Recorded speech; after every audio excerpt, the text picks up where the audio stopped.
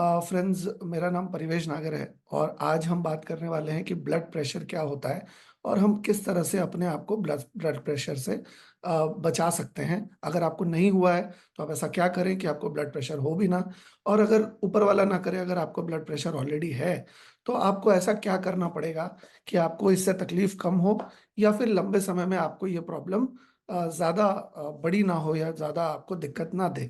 तो इसके बारे में हम समझेंगे। लेकिन आगे बढ़ने से पहले मैं आपको ये ज़रूर बताना चाहूँगा कि हमारे प्रोडक्ट्स दवा नहीं है। दवाई या इलाज, उपचार, चिकित्सा, इससे हमारा कोई लेना देना नहीं है। हम न्यूट्रिशन बनाते हैं, न्यूट्रिशन खुराक बनाते हैं या हम पोषण बनाते हैं, जिससे कि हम शरीर को सशक्त करते हैं हर वो फंक्शन परफॉर्म करने के लिए जो कि शरीर को नेचुरली परफॉर्म करना चाहिए, लेकिन इस आज की केमिकल भरी लाइफस्टाइल में वो नहीं कर पाता। तो ये शरीर को सिर्फ मजबूत करने के लिए होता है, ये शरीर को सिर्फ फैसिलिटेट करने के लिए होता है, शरीर को खुराक देने के लिए होता है। तो ये जो न्यूट्रिशन है हमें कैसे बचा सकता है, ये न्यूट्रिशन हमें कैसे फायदा पहुंचा सकता है, इसके बारे में आज हम जानने वाले हैं। फ्रेंड्स, ब्लड प्रेशर के बारे में बताने से पहले मैं चाहता हूं कि आप कुछ कल्पना करें। आपने कभी भी देखा होगा कि किसी को गार्डन में पानी पानी देते हुए, मतलब पौधों में पानी डालते हुए आपने देखा होगा। तो कभी भी अगर वो पाइप से पानी डाल रहे होते हैं तो पाइप से पानी डालते समय अगर वो पाइप जिस जिस जगह से पाइप खुला हुआ है, जहां से पानी निकल रहा है, अगर उस हिस्से को अगर दबा देते हैं तो आप देखेंगे कि पानी बड़ी तेजी से आगे बढ़ने लगेगा। मतलब पानी की जो धार है वो तेज हो जाएगी। और अगर वो जितना ज्यादा दबाते जाएंगे उतनी धार तेज होती जाएगी और उतने दूर तक पानी जाएगा। और आप जितना ढीला पकड़ेंगे उस पाइप को उतना ही धार कम होगी। पानी चाहे जितनी भी तेजी से आ रहा हो, अगर आप ज्यादा तेजी से दबाते हैं तो धार बढ़ जाएगी, और अगर आप हल्का पकड़ते हैं तो धार कम हो जाएगी। ठीक इसी तरह का कुछ हमारे शरीर के अंदर भी होता है। हमारे शरीर के अंदर भी काफी सारी धमनियां और सिराएं हैं, जिनको आर्टरीज एंड वेन्स कह सकते हैं। इनके जरिए हमेशा हमारे शरीर के अंदर ब्लड का हार्ट में आना, बट ब्लड का हमारे हृदय में आना, और ब्लड का हमारे हृदय से वापस जाना और फिर वापस आना, फिर वापस जाना, ये चलता रहता है। और ये चलने के दौरान यहाँ पर ये कहाँ से ब्लड आता जाता है? ब्लड पंप किया जाता है हार्ट के द्वारा और पहुंचाया जाता है आर्टरीज एंड वेन्स के द्वारा या धमनियां और सिराओं के द्वारा। तो धमनियां और सिराओं की अगर हेल्थ अच्छी रहेगी, धमनियों और सिराओं की अगर अगर अगर उसका वेल मेंटेन्ड रहेगा, अगर, तो हमें समस्या नहीं आएगी। ये अगर हमारी ब्लड की क्वालिटी अच्छी रहेगी, अगर हमारा हार्ट सही तरीके से फंक्शन कर पाएगा, तो ये तीन एस्पेक्ट्स हैं इसके। अगर ये हार्ट भी सही रहेगा, हार्ट सही तरीके से पंप कर रहा है यदि, और आर्टरीज एंड वेन्स की अगर मतलब क्वालिटी अच्छी है, आर्टरीज एंड वेन्स की हेल्थ अच्छी है, ब्लड की क्वालिटी अच्छी है, तो सारी प्रॉब्लम समाप्त हो जाएगी या कोई समस्या रहेगी नहीं। तो तीन एस्पेक्ट्स है, एक हार्ट का एस्पेक्ट है, एक आर्टरीज एंड वेन्स की हेल्थ का एस्पेक्ट है, और एक ब्लड की हेल्थ का एस्पेक्ट है। ये तीन चीजें हैं जो कि प्राइमरी हैं आज के दिन हमारे समझने की। तो हम ये समझते हैं कि ब्लड प्रेशर होता क्या है और ये होता क्यों है, शरीर के अंदर ये जो समस्या है वो क्यों आती है, और फिर इससे हम निजात कैसे पाएंगे या इससे हम कैसे डील करेंगे। अगर हम एलोपैथी से अगर इसको निवारण की कोशिश कर रहे हैं तो उसके लिए हमें क्या करना पड़ेगा और उससे क्या फायदा होगा।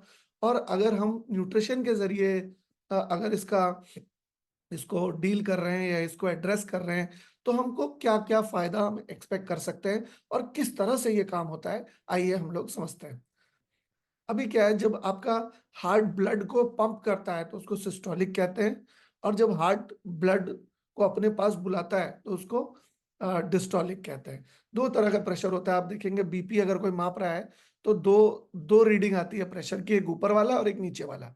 तो ऊपर वाले को सिस्टोलिक कहते हैं। और आप देखेंगे ये जो वीडियो है इसमें आप देखेंगे 120 है जब तो पीले रंग का एरो ब्लड को बाहर भेज रहा है, और डिस्टोलिक जब है तो पीले रंग का जो एरो है वो अंदर की तरफ है।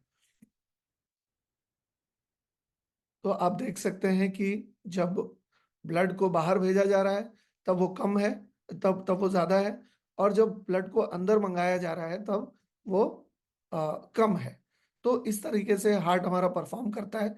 हमारे एक दिन के मतलब 1 मिनट के अंदर अंदर कम से कम 60 से 100 बार ये बीट करता है, डिपेंडिंग अपॉन हम क्या कर रहे हैं, किस तरह का काम कर रहे हैं, ये इसके ऊपर ये डिपेंड करता है और ये बीट करता रहता है। तो ब्लड का प्रेशर हमारी धमनियों के सिराओं, धमनियों और सिराओं पे ब्लड का जो जब ब्लड प्रवाहित होता है, तो प्रवाहित होने के समय में जो हमारी धमनियां और सिराएं उस पर जो प्रेशर एक्सर्ट करता है, उसी को ब्लड प्रेशर कहते हैं। अगर ये बहुत ज्यादा हो जाए या बहुत कम हो जाए तो हमें समस्या हो सकती है। अमूमन प्रॉब्लम ज्यादा होने से ज्यादा प्रॉब्लम होती है। अभी हम लोग आगे चलते हैं, कुछ शब्दावली को समझ लेते हैं जो कि हमें मदद करेगी आगे जाकर इस सिस्टम को पूरी तरह से समझने के लिए। तो कुछ कुछ शब्दावली या कुछ कुछ ऐसे टर्म्स हैं जिसको हमें समझना चाहिए। एओर्टा नाम की एक आर्टरी होती है। देखिए आर्टरी जो है ऑक्सीजनेटेड ब्लड हृदय में लेकर हृदय से बाकी के सारे शरीर में लेकर जाती है। और वेन्स जो होती हैं, धमनियां जो होती हैं, वो शरीर में ऑक्सीजन लेकर जाती है। और सिराएं जो हैं वो हमारे डीऑक्सीजनेटेड ब्लड को, यानी कि ऑक्सीजन रहित ब्लड को, ऑक्सीजन रहित रक्त को हमारे हृदय में दोबारा लेकर के जाती है। तो एओर्टा सबसे बड़ी आर्टरी है, जो कि मेन आर्टरी है। हार्ट के बिल्कुल बाद एओर्टा होती है, जो कि हृदय से रक्त को लेकर के शरीर में जाने की प्रक्रिया में सबसे पहले एओर्टा आती है। उसके बाद कोरोनरी आर्टरी आती है। एओर्टा के बाद से बहुत सारी कोरोनरी आर्टरीज में ब्लड जाता है। और कोरोनरी आर्टरीज के द्वारा हार्ट के मसल्स में, हार्ट भी एक पंप है, तो हार्ट भी कोशिकाओं से बना हुआ है, हार्ट भी मसल से बना हुआ है। तो उन मसल्स को भी सही तरीके से फंक्शन परफॉर्म करने के लिए उनको भी ऑक्सीजन की जरूरत है। अब ये ऑक्सीजन कोरोनरी आर्टरी ब्लड तक पहुंचाते, हमारे हृदय तक पहुंचाती है। अब एस्ट्रियोक्लोरोसिस के बारे में समझते हैं कि जब हमारे शरीर के अंदर, हमारे खाने के अंदर जब फैट बिल्डअप हो जाता है या कोलेस्टेरॉल बिल्डअप हो जाता है, या अलग अलग तरह के सब्सटेंस आर्टरी के वॉल पे चिपकते हैं, इंडोथीलियम में चिपकते हैं, इंडोथीलियल वॉल पे चिपकते हैं, तब इसको एस्ट्रियोक्लोरोसिस कहते हैं। अब ये क्या होता है, ये आगे चल के मैं और एक्सप्लेन भी करूंगा। प्लाक क्या होता है, आपके दांत के ऊपर आप देखेंगे कि कभी कभी एक काई सी जम जाती है, उसको भी प्लाक कहते हैं। किसी भी तरह की काई को प्लाक कहते हैं। अब ये काई अगर आपके धमनियों और सिराओं के अंदर अगर जमे, तो ये आपके धमनियों और सिराओं के अंदर ट्रैफिक जाम कर सकती है।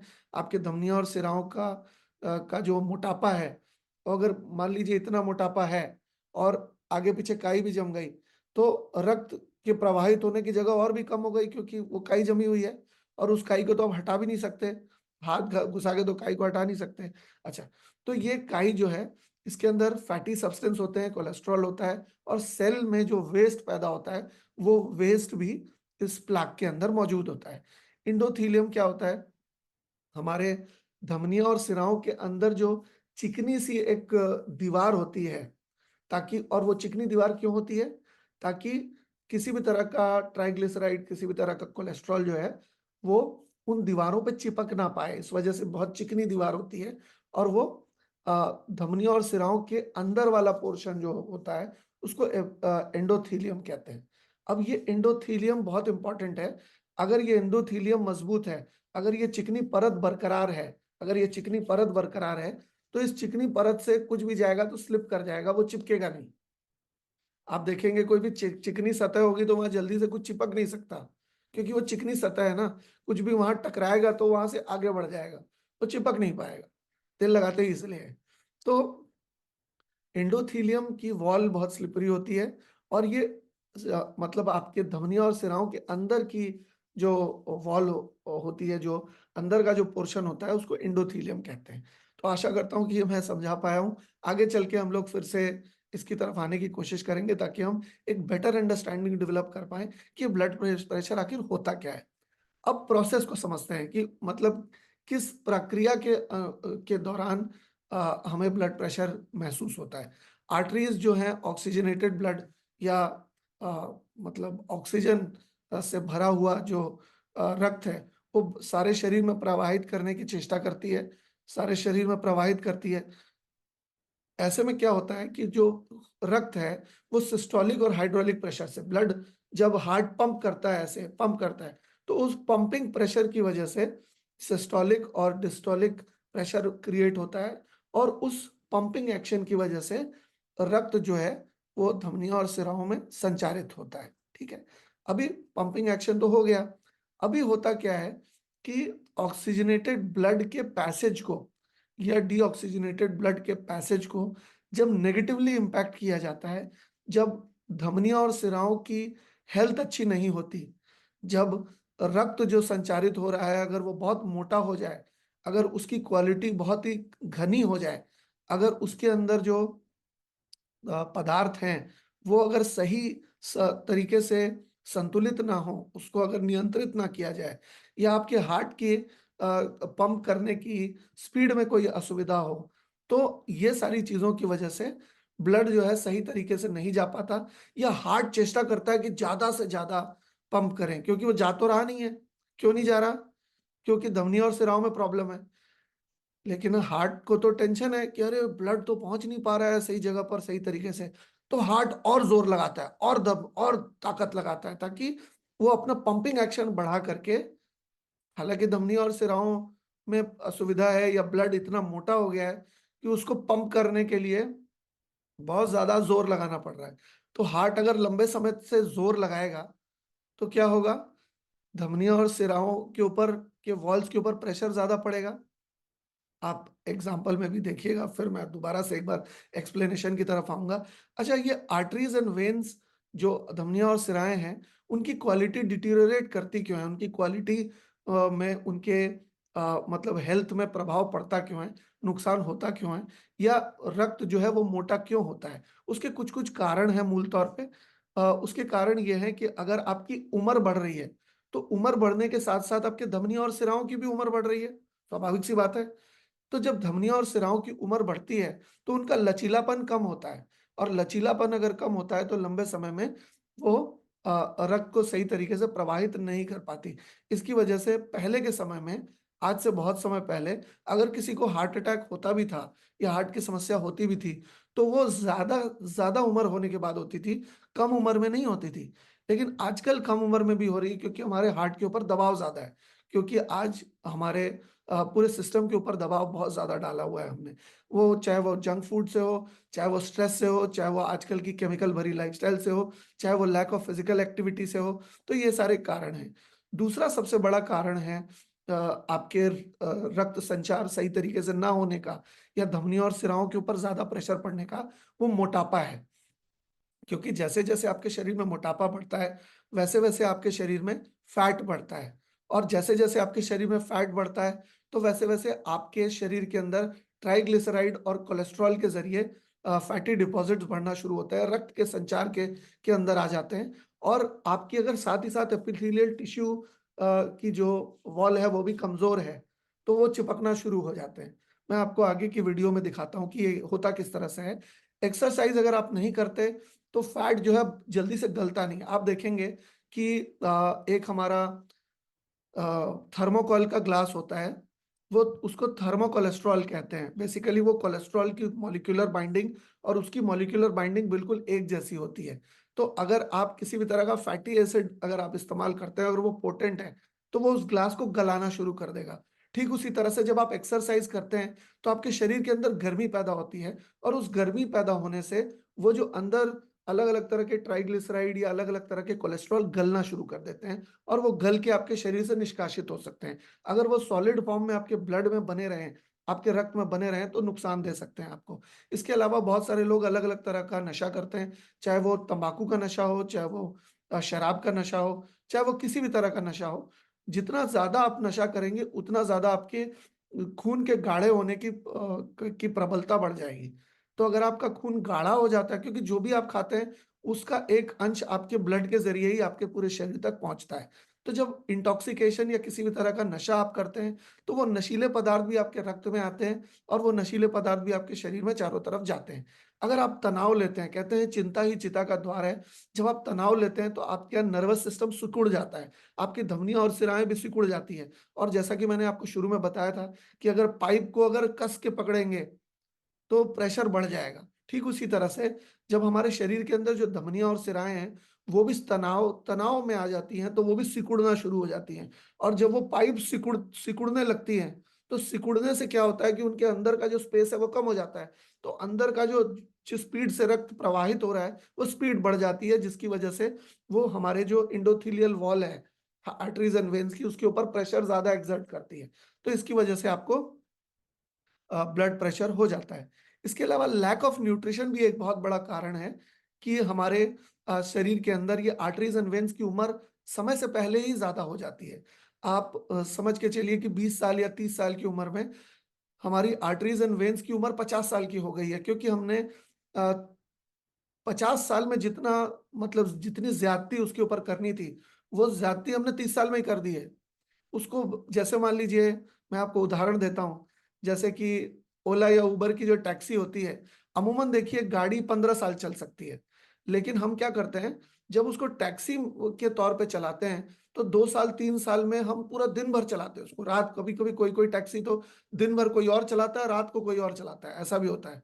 तो ऐसा करने पर क्या होता है कि टैक्सी के ऊपर तो चौबीसों घंटे प्रेशर है, क्योंकि वो चौबीसों घंटे चल रही है, उसको रेस्ट तो मिल नहीं रहा।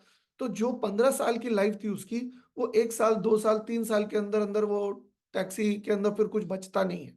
यानी कि 15 साल चलने वाली चीज के ऊपर आपने इतना प्रेशर डाला, उसको इतना मेहनत कराया, उसको इतना स्ट्रेस में डाला, उसको इतने उससे काम लिया कि वो 2-3 साल के अंदर ही आपको नमस्ते कर दिया कि भाई अब हमसे और जिंदा नहीं रहा जा पाएगा। ये टैक्सी की बात कर रहा हूं मैं।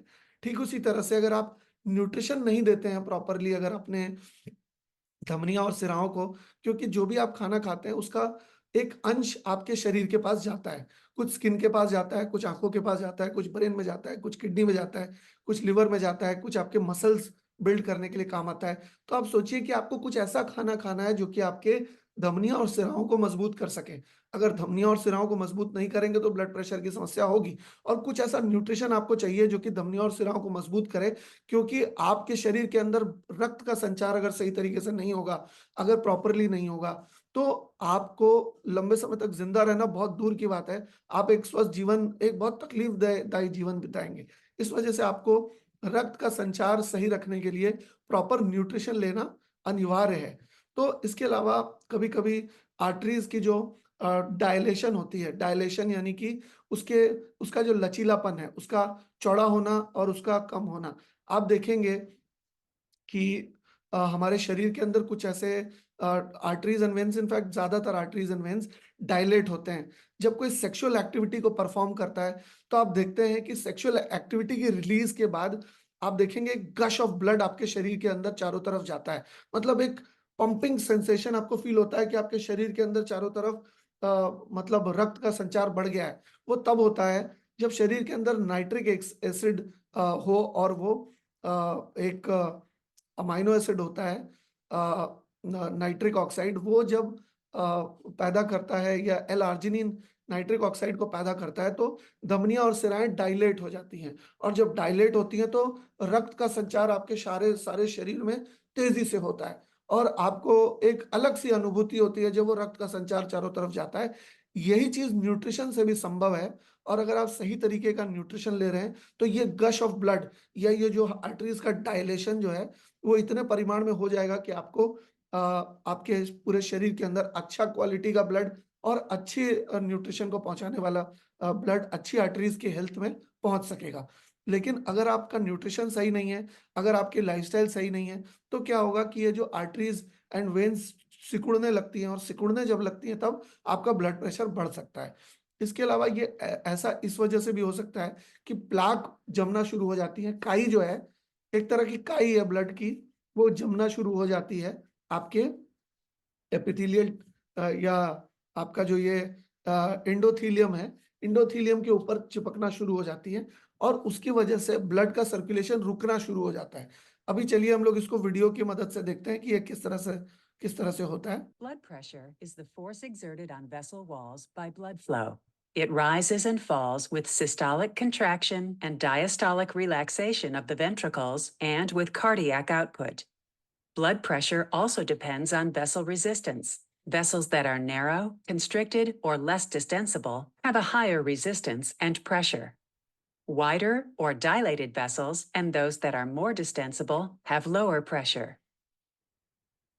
A healthy average arterial blood pressure is around 120 millimeters of mercury systolic over 80 diastolic. The nervous and cardiovascular systems must keep pressure high enough to perfuse body tissues but low enough to avoid vessel damage. जैसा कि आपने देखा कि heart जब pump कर रहा है तो एक तरंग तरंग की तरह हमारे ब्लड जो है धमनियों और सिराओं के थ्रू जा रही है। और जब तरंग की तरह जा रही है तो जिस जगह से मतलब ब्लड मतलब वो सिस्टोलिक प्रेशर जाता है तो वहां पर एक मतलब धमनी और सिराएं चौड़ी होकर के ब्लड को आगे फेंकती है। तो ये जो सिस्टम है आर्टरीज का ये फंक्शन परफॉर्म करने का कि वो थोड़ा सा चौड़ा होकर ब्लड को आगे फेंकने का, इसको ये हेल्थ बहुत जरूरी है। आप चलिए एक बार हम लोग वीडियो को म्यूट करके भी देखते हैं और मैं आपको समझाता हूं कि ये हो क्या रहा है और हो कैसे रहा है। अब आप देखिए कि जैसे जैसे हार्ट पंप कर रहा है ब्लड को तो धमनियों और सिराओं के जरिए ये ब्लड चारों तरफ जा रहा है। सिस्टोलिक 120 है और डिस्टोलिक 80 है। ये स्टैंडर्ड है, ये होना चाहिए। थोड़ा बहुत ऊपर नीचे संभव है लेकिन बहुत ज्यादा ऊपर नीचे नहीं होना चाहिए। आप देखिए एक तरंगों की तरह एक मतलब टीस मार रहा है और ये झटका मार के ये ब्लड को आगे पहुंचा रहा है। अब जितनी पतली होगी धमनियां और सिराएं उतना ज्यादा प्रेशर होगा और जो अगर चौड़ी हो जाएंगी तो उतना प्रेशर कम हो जाएगा। तो हमारी यही चेष्टा होनी चाहिए कि इसकी इतनी अच्छी हेल्थ बनी रहे कि ये चौड़ी भी हो सके और पतली भी हो सके आवश्यकता के अनुसार। लेकिन अगर हमारे किसी भी हेल्थ के कारण, किसी भी न्यूट्रिशन की डेफिशिएंसी के कारण या अच्छी लाइफस्टाइल के अभाव में अगर ये तकलीफ में आती है, अगर ये प्रॉब्लम में आती है तो लंबे समय में बहुत सारी दिक्कतें हमें हो सकती हैं। और वो दिक्कतें क्या है और कैसे हो सकती हैं ये भी चलिए हम लोग आगे चल के आगे की स्लाइड में जानते हैं। तो क्या क्या समस्या आ सकती है, किस किस तरह से ये समस्या आ सकती है। आपको डैमेज हो सकता है हार्ट को। स्वाभाविक सी बात है कि आपके शरीर के अंदर अगर ब्लड सही तरीके से नहीं मिल पा रहा तो हार्ट को भी सही तरीके से ब्लड नहीं मिलेगा। अगर आपके हार्ट को सही तरीके से ब्लड नहीं मिलेगा तो हार्ट को डैमेज हो सकता है। क्योंकि हार्ट भी मसल है, हार्ट भी सेल से बना हुआ है। हार्ट की सेल्स को भी ऑक्सीजन की जरूरत है सही तरीके से फंक्शन को परफॉर्म करने के लिए। क्योंकि आप देखेंगे कि जो जैसे हम कहते हैं कि हमारी सेल्स मरती है और बनती है, बार बार मरती है बार बार बनती है। हार्ट की सेल्स भी मरती और बनती रहती है। तो उसको भी अपने सेल के डिवीजन को कंप्लीट करने के लिए अच्छे क्वालिटी का ऑक्सीजन चाहिए, अच्छी क्वालिटी का खाना चाहिए। तो हार्ट को अगर सही तरीके से नहीं मिलता तो हार्ट में डैमेज हो सकता है। आप देखेंगे कि बहुत सारे लोग ये कहते हैं कि हमारे हार्ट का फंक्शन कम हो गया है, हमारा हार्ट अब पूरी तरह से परफॉर्म नहीं कर रहा, इस वजह से हमको स्टेंट लगाना पड़ा है। मतलब हार्ट जो पंप करता था अब वही पंप करने के लिए हमने एक हेल्पर मतलब शरीर के अंदर बैठाया जो हेल्पर उसको और ज्यादा पंप करने में मदद करेगा। इसके अलावा कोरोनरी आर्टरीज में भी डैमेज हो सकता है। जो धमनियां और सिराएं हमारे शरीर के अंदर रक्त को संचारित करेगी, जो कि अभी आपने वीडियो में देखा। ये धमनियां और सिराएं जब शरीर के अंदर ब्लड को आगे लेकर के जाएगी और भी आगे लेकर के जाएगी तो इसमें क्या होता है कि कोरोनरी आर्टरीज में इस तरह के प्लाक जम जाने की वजह से या फिर अलग अलग कारण की वजह से उसकी हेल्थ उतनी अच्छी नहीं रहती जितनी अच्छी बचपन में थी। तो आपको ग्रेजुअली डैमेज धीरे धीरे होना शुरू होता है अगर आप इसको सही एक्सरसाइज, सही देख रेख इसकी नहीं करते या सही पोषण इसको नहीं देते। इसके बारे में हमने पढ़ा था, एथेरोस्क्लेरोसिस के बारे में हमने पढ़ा था। क्या पढ़ा था? एथेरोस्क्लेरोसिस क्या होता है? ब्लड के अंदर जब फैट बिल्डअप होता है या कोलेस्ट्रॉल बिल्डअप होता है आर्टरीज के वॉल में, तब ये एथेरोस्क्लेरोसिस ये समस्या हमारे होती है। अब ये देखिए जो आप यहाँ चित्र देख रहे हैं इसमें ये एथेरोस्क्लेरोसिस एक टिपिकल प्रॉब्लम आपके यहाँ पर डायग्राम में देखने को मिल रही है। जो सुनहरा रंग का या जो पीले रंग का है वो फैट डिपॉजिट है या कोलेस्ट्रॉल डिपॉजिट्स हैं जो कि आपकी धमनियों और सिराओं में अटक गए हैं। आप देखिए धमनियों और सिराओं में अटकने के बाद आपकी धमनियों और सिराओं को कैसा चौड़ा एक सूजन सी आ गई है वहां पे और धमनियों और सिराओं को वहां से चौड़ा होना पड़ा है। तो ये प्रॉब्लम अगर लंबे समय तक रहे तो वो धमनियों और सिराओं के चौड़ा होने के बावजूद भी वहां पर एक अवरोध पैदा होता है, एक बाधा पैदा होती है। और इस बाधा के पैदा होने की वजह से लंबे समय में कोई भी दिक्कत आ सकती है।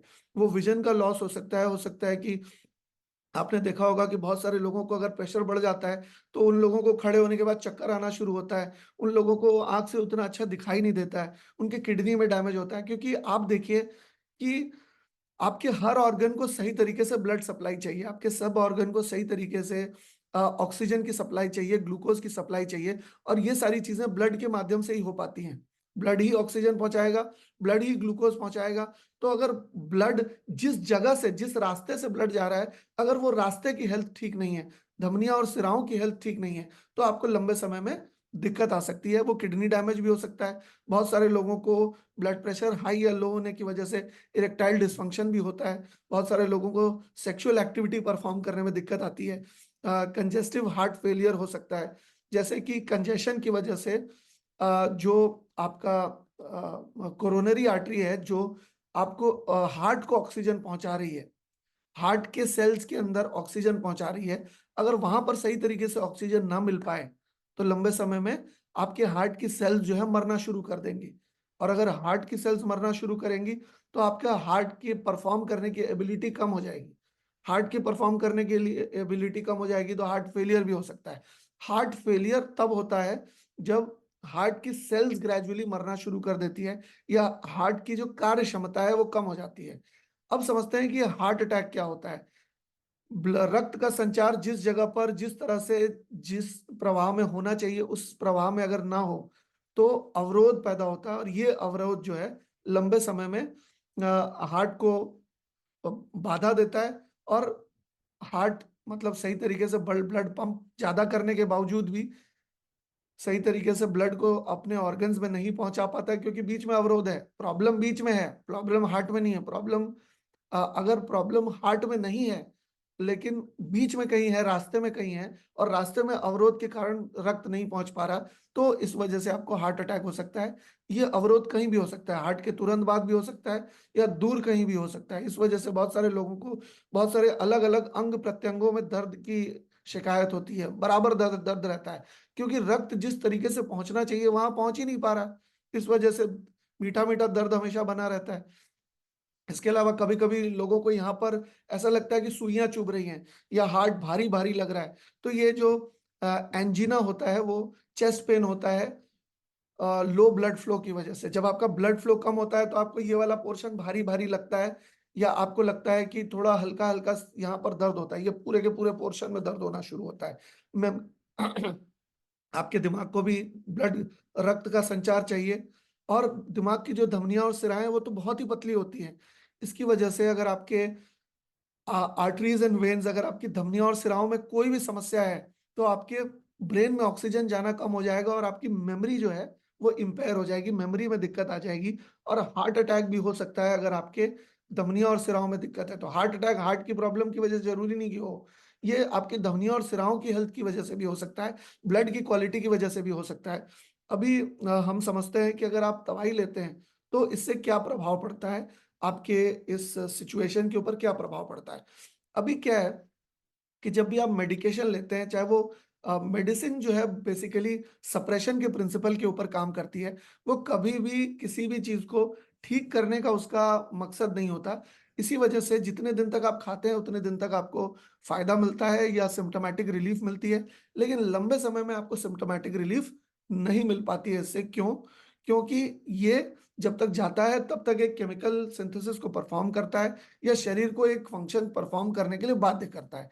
अभी ये मेडिकेशन क्या करती है बीपी के केस में, या ब्लड प्रेशर के केस में, वो क्या करती है कि आपके शरीर के अंदर जो पानी है, एक्स्ट्रा पानी, एक्स्ट्रा नमक, इसको बाहर निकालने की चेष्टा करती है, उसको फ्लश आउट करने की चेष्टा करती है। और स्वाभाविक सी बात है कि ये जो चीज है वो केमिकली ही करती है, मतलब शरीर में वैज्ञानिक तौर पे करती है, ये नेचुरल प्रोसेस नहीं है। तो शरीर के अंदर से जब पानी और नमक ज्यादा ज्यादा निकलता है, तो शरीर के अंदर आपको हो सकता है बहुत ज्यादा यूरिनेशन हो, या आपको हो सकता है कि चक्कर आए, या इस तरह की कुछ कुछ समस्या आपको दवाइयों से के कारण भी हो सकती है। इसके अलावा आपके ब्लड वेसल्स को रिलैक्स करने की कोशिश करा। आप देखिए आपका शरीर बहुत इंटेलिजेंट है। शरीर के का जो रोग प्रतिरोधक क्षमता है वो बहुत इंटेलिजेंट है। शरीर की रोग प्रतिरोधक क्षमता ऑलरेडी चेष्टा कर रही है शरीर की उस प्रॉब्लम को एड्रेस करने की, शरीर की उस समस्या को का निवारण करने की। रोग प्रतिरोधक क्षमता तो अपनी तरफ से कोशिश कर ही रहा है। लेकिन आपने एक ही काम करने के लिए अगर 2 लोगों को भेज दिया तो उन लोगों को आपस में लड़ाई होगी या नहीं होगी? एक ही काम करने आप दो लोगों को भेज दिया, वो भी कहेगा अरे हमें तो परिवेश जी ने कहा है काम करने के लिए, बोले अरे हमें भी परिवेश जी ने भेजा, अरे तुम कैसे काम करोगे, अरे मैं करूंगा। तो इसकी वजह से वो ब्लड वेसल्स को रिलैक्स करने की कोशिश करते हैं दवाइयाँ, जो कि क्योंकि नेचुरली कभी कभी ये प्रोसेस नहीं होता, जिसकी वजह से आपकी हार्ट की जो हेल्थ है या आपकी जो धमनियों और सिराओं की हेल्थ है, ये जब आपके ब्लड की जो का जो कॉम्पोजिशन है वो कभी कभी इस वजह से बिगड़ता है, क्योंकि ये जो ब्लड रिलैक्सेंट्स हैं या जो ब्लड वेसल रिलैक्सेंट्स हैं उसकी वजह से ये दिक्कत आ सकती है। इसके अलावा बीटा ब्लॉकर्स होते हैं जो आपके हार्ट बीट को की जो मतलब जैसे मान लीजिए आपका हार्ट ज्यादा बीट कर रहा था, क्यों? क्योंकि सही तरीके से ब्लड पहुंच नहीं रहा था। अवरोध कहीं बीच में है, रास्ता ब्लॉक कहीं बीच में है, लेकिन हार्ट तो अपनी तरफ से पूरी चेष्टा कर रहा है कि भाई ब्लॉकेज है तो क्या हो गया, हम ज्यादा पंप कर देते हैं ताकि अवरोध जो है उसके बावजूद भी सही जगह पर पहुंच जाए। हार्ट अपने पूरी कोशिश कर रहा है। अब आप खुद ही सोचिए कि बीच में कहीं प्रॉब्लम है, अवरोध कहीं बीच में है और रास्ता ब्लॉक कहीं बीच में है, और दवाइयों के जरिए हम अपनी हार्ट की बीटिंग फोर्स को ही कम कर दे रहे हैं। अगर हम अपनी हार्ट की बीटिंग फोर्स को ही कम कर देंगे और अवरोध भी अगर बना रहेगा तो लंबे समय में प्रॉब्लम सॉल्व होने की जगह तो ये प्रॉब्लम बढ़ भी सकती है। इसी वजह से कहा जाता है कि आप जो दवाइयां लेते हैं वो एक मेडिकल सुपरविजन में लें। आप दवाइयां जो हैं एक मेडिकल प्रैक्टिशनर से बात करके लें, ज्यादा ना लें कम ना लें, उनसे बात करके ही लें, उनके मेडिकल सुपरविजन में ही लें। इसकी वजह से कहा जाता है, क्योंकि कभी भी थोड़ा 19-20 हो गया, कभी कुछ ज्यादा हो गया, कुछ कम हो गया तो लेने के देने पड़ सकते हैं। अच्छा, इसके अलावा क्या होता है, आपकी नर्व एक्टिविटी को ब्लॉक करते हैं ये, और आपके ब्लड वेसल्स को रिस्ट्रिक्ट करते हैं, यानी कि ब्लड वेसल्स के अंदर जो भी प्रक्रिया हो रही थी नेचुरली उसको ब्लॉक करके हम उससे एक स्पेसिफिक फंक्शन परफॉर्म करवाते हैं, जो कि अगर सही तरीके से चलता है तो बहुत अच्छा है। देखिए, अगर आप दवाइयों के जरिए इस चीज को एड्रेस करते हैं तो आप रस्सी के ऊपर चल रहे हैं, कभी आपका बैलेंस इधर बिगड़ जाएगा, कभी आपका बैलेंस इधर बिगड़ जाएगा। Balance is the key. और बैलेंस मेंटेन करना दवा के केस में बहुत मुश्किल हो जाता है, क्योंकि हम जिस प्रॉब्लम से जिस कारण से वो प्रॉब्लम हुई उस कारण को एड्रेस नहीं कर रहे हैं। आपको एग्जांपल देता हूं। अगर आपको 8 नंबर का जूता आता है और आपने 7 नंबर का जूता पहन लिया, क्योंकि किसी ने आपको 7 नंबर का जूता गिफ्ट में दिया है और वो जूता आपको बहुत पसंद आ रहा है, तो आपने कैसे भी करके पैर को जबरदस्ती उसके अंदर घुसेड़ दिया और 7 नंबर का जूता पहन लिया। अब आप देखेंगे कि अगर आप उस जूते को लगातार यूज करते हैं तो आपके पैर में एक दर्द पैदा हो जाएगा, और वो दर्द पैदा हो जाएगा तो आप डॉक्टर को दिखाने जाएंगे, आप कहेंगे डॉक्टर साहब दवाई दे दीजिए, ये प्रॉब्लम हो गई है, दर्द हो रहा है पैर में। आपने डॉक्टर को नहीं बताया कि आपने छोटा जूता पहना है इसलिए दर्द होना शुरू हुआ, पर आप दवाई खा रहे हैं। आप डॉक्टर साहब के पास गए, उनसे दवाई ली, आपने खाई, आप ठीक नहीं हो रहे। फिर आप दोबारा गए उस डॉक्टर साहब के पास, आपने कहा डॉक्टर साहब काम नहीं हो रहा दवाई से, आप जरूर मुझे कुछ दीजिए और दवाई दीजिए। तो डॉक्टर साहब ने दवाई बदल दी, फिर भी काम नहीं हुआ। फिर गए डॉक्टर साहब के पास, फिर दवाई बदल दी, फिर काम नहीं हुआ। फिर आपको लगता है कि अरे यार, लगता है ये डॉक्टर बेकार है, चलो किसी और डॉक्टर साहब के पास चलते हैं। तो आप किसी और डॉक्टर साहब के पास जाते हैं, उनसे भी दवाई लेते हैं, फिर काम नहीं होता, फिर कहीं और जाते हैं, फिर दवाई लेते हैं, फिर काम नहीं होता है। आप 50 अलग अलग डॉक्टर साहब बदल लेते हैं, लेकिन फिर भी आपके पैर का दर्द ठीक नहीं होता। क्यों? क्योंकि पैर के दर्द का कारण जब तक बरकरार है तब तक वो प्रॉब्लम सॉल्व नहीं होगी दवाई खा के। क्योंकि प्रॉब्लम दवाई खाने से मतलब प्रॉब्लम जिस कारण से शुरू हुई थी, जिस कारण की वजह से दर्द हुआ था, वो कारण अभी भी बना हुआ है, जिसकी वजह से प्रॉब्लम अभी भी बनी हुई रहेगी, आप चाहे दवाई खाइए चाहे जो भी कुछ खाइए। तो इसकी वजह से अगर आपकी प्रॉब्लम आर्टरीज एंड वेन्स की हेल्थ है, अगर आपकी प्रॉब्लम ऑक्सीडेटिव स्ट्रेस है, अगर आपकी प्रॉब्लम हार्ट का हेल्दी रहना है, अगर आपकी जो मेन इश्यू है वो ब्लड की क्वालिटी है, तो आप दवाई खा के केमिकल प्रोसेस से शरीर को लंबे समय तक स्वस्थ नहीं रह पाएंगे। लंबे समय तक अगर आप बीपी के मेडिकेशन लेते हैं तो उसके कुछ ना कुछ थोड़े किसी को कम या किसी को ज्यादा साइड इफेक्ट्स तो होते ही है। इसके अलावा ब्लड थिनर्स दिए जाते हैं ताकि ब्लड की विस्कोसिटी कम हो जाए जबरदस्ती, और ब्लड की विस्कोसिटी कम हो तो वो उसका प्रवाह जो है आसानी से हो पाए। लेकिन प्रॉब्लम कहाँ है? प्रॉब्लम आर्टरीज एंड वेन्स में है। इलाज हम किस चीज का कर रहे हैं? हम ब्लड का कर रहे हैं। तो यहाँ पर समस्या वही है कि मतलब प्रॉब्लम भी वहीं की वहीं रह जाएगी और आप इलाज भी करते रह जाएंगे। तो आपको कुछ समय के लिए रिलीफ मिलेगी लेकिन लंबे समय में नहीं मिलेगी। लेकिन हम अगर न्यूट्रिशन के जरिए इस काम को करते हैं तो हम करते क्या है ये समझिए पहले। हम क्वालिटी और एफिशिएंसी ब्लड की इंप्रूव करते हैं। अब जब हम ब्लड की और क्वालिटी और एफिशिएंसी, ब्लड का एफिशिएंसी इंप्रूव करने का क्या मतलब हुआ? ब्लड की कार्यक्षमता को बढ़ाने का क्या मतलब हुआ? ब्लड का काम है ऑक्सीजन को एक जगह से दूसरी जगह पहुंचाना, ग्लूकोज को एक जगह से दूसरी जगह पहुंचाना, डब्ल्यूबीसी को एक जगह से दूसरी जगह पहुंचाना, रेड ब्लड सेल्स को या हेमोग्लोबिन, बेसिकली अलग अलग चीजों को एक जगह से दूसरी जगह पहुंचाना इसका काम है। और ये जाता किस रास्ते से? ये हाईवे से जाता है। जैसे हमारे देश में कई सारे नेशनल हाईवे हैं, उसी तरह से हमारे शरीर के अंदर भी बहुत सारे धमनियों और सिराओं के नेशनल हाईवे हैं। अगर किसी नेशनल हाईवे में ब्लॉक हो गया तो आपके शहर की तो गलती नहीं है, वो वहां हो सकता है कोई ट्रैफिक जाम किसी एक्सीडेंट के कारण हो सकता है चेकिंग चल रही हो, बस कुछ भी कारण हो सकता है। तो ब्लड की एफिशिएंसी यानी कि ब्लड की ऑक्सीजन की कैरी करने की कैपेसिटी या ब्लड की ग्लूकोज कैरी करने की कैपेसिटी अगर बढ़ जाए और ब्लड की जो कॉम्पोजिशन है वो अच्छी हो जाए, ब्लड के अंदर फैट मटेरियल जो है वो कम हो जाए, ब्लड के अंदर जब आप अलग अलग तरह का जंक फूड और फास्ट फूड खाते हैं तो आपका शरीर, आपके ब्लड बहुत घना हो जाता है और उसके अंदर फैटी डिपॉजिट्स भी बहुत ज्यादा जम जाते हैं, जो कि आपके शरीर में एक नॉनवेज मील के बाद 6 से 7 घंटे तक रहते हैं, कभी कभी तो उससे भी ज्यादा। तो आपको ब्लड की एफिशिएंसी बढ़ाने के लिए आप देखिए कि इम्यूजेंट में जितने भी हैं बेरी फ्रूट्स हैं, ये अच्छा, इम्यूजेंट का काम ही है ब्लड की क्वालिटी को बेहतर करना। इम्यूजेंट का काम ही है हमारे जितने भी ऑर्गन्स हैं उसकी सर्विसिंग को बढ़िया करना। इम्यूजेंट में जो मॉलिक्यूलर डॉकिंग है, इम्यूजेंट में जो आपके नैनो इनकैप्सुलेशन है, वो एक मॉलिक्यूल को 10,000 गुना पतला कर देते हैं, 10,000 गुना छोटा कर देते हैं, जिससे कि ज्यादा से ज्यादा न्यूट्रिशन, ज्यादा से ज्यादा ऑक्सीजन, ज्यादा से ज्यादा ग्लूकोज, अच्छी क्वालिटी का ग्लूकोज आपके शरीर के चारों तरफ पहुंच सके। और जब अच्छी क्वालिटी का ग्लूकोज पहुंच सकता है, अच्छा, अच्छी खुराक मिलेगी तो आर्टरीज की भी हेल्थ अच्छी रहेगी कि नहीं रहेगी? क्योंकि आर्टरीज और वेन्स, धमनियां और सिराएं भी हमारे शरीर के अंदर ही हैं। अगर हम अच्छी खुराक खाते हैं तो स्वाभाविक सी बात है कि धमनियों और सिराओं को अच्छी खुराक मिलेगी, हार्ट को अच्छी खुराक मिलेगी, सेल्स को अच्छी खुराक मिलेगी। तो ठीक उसी तरह से जब आप अच्छा जैसे इम्यूजैंथ लेते हैं या नोवा लेते हैं, जब आप जैंथ प्रो लेते हैं, तो आपकी धमनियों और सिराओं की जो इलास्टिसिटी है मेंटेन रहती है। आपकी धमनियों और सिराओं की और एंटीऑक्सीडेंट इफेक्ट ऑक्सीडेटिव स्ट्रेस को रोकता है। आर्टरीज एंड वेन्स की सर्विसिंग होती है। आप देखिए कोई भी मशीन जो चलती है उसकी सर्विसिंग होती है। हम लोग हर अपने फेस्टिवल के समय अपने घर को या अपने इक्विपमेंट्स को साफ करते हैं। तो ठीक उसी तरह से जब आपकी धमनियों और सिराओं की भी सर्विसिंग हो जाए यदि, तो ये सप्लीमेंट से पॉसिबल है, क्योंकि हम रूट कॉज के ऊपर एड्रेस करते हैं।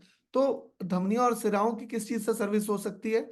धमनियों और सिराओं की सबसे अच्छी सर्विसिंग इम्यूजैन से हो सकती है।